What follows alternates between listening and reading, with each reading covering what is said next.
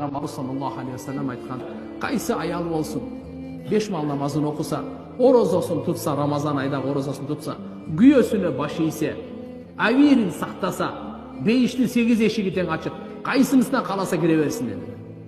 4 иш кылса бүттү. 4 иш кылса негизги иш ушул. Бейиштин 8 эшиги ачылат экен ошол аялга. 8 эшик бейиштен чакырат экен. Ошол аялды бейиштин 8 эшиги чакырат экен. Менен кир, менен кир, менен кир, менен кир деп. Ал аял каалагандан кирет экен. Кааласа бирөөсүнөн кирип, экинчисине чыгып, кайра кире берсин деп. Бул мен өзүмчө кошумча.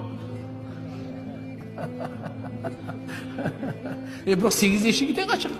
Аллаху акбар. Бейиштин өзү 8 эшиги бар. 8 тең ачык. Бирок 4 иш кылыңыз. 5 вакыт намазды вообще таштабаңыз. Рамазан айы алхамдулилlah өтүп кетти. Кийинки Рамазан айга Кудайым баарыбызды жеткирсин, амин. Азыркы эко калды. Күйөөңүзгө баштайын. Кайсы аял күйөөсү разы болгон абалда дүйнөдөн көз жумса, түптүз бейиши деген. Ошон үчүн күйөөңүзчү кечирип коесуз, намаз окубаса деле, жаман мүнөздүү болсо деле, алкаш болсо деле, айтканга баш ийе бериңиз. Качанга чейин арамга буйруганга чейин. Арак иштесе болбойт, намаз окуба десе болбойт, жолуңду чеч десе болбойт. Бирок күйөө катарычы сыйлай бериңиз. Кудай кааласа сиз оңдоп аласыз.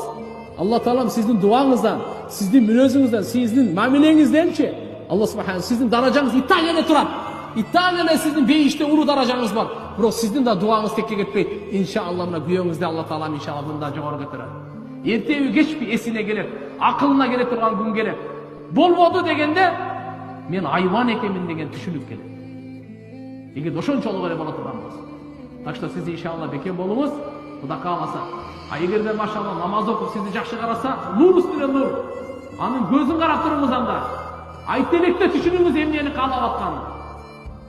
Жана өзүңүздүн абийиңизди сактаңыз. Ва ахсанат фаржаха. Өзүңүздүн намазыңызды сактаңыз.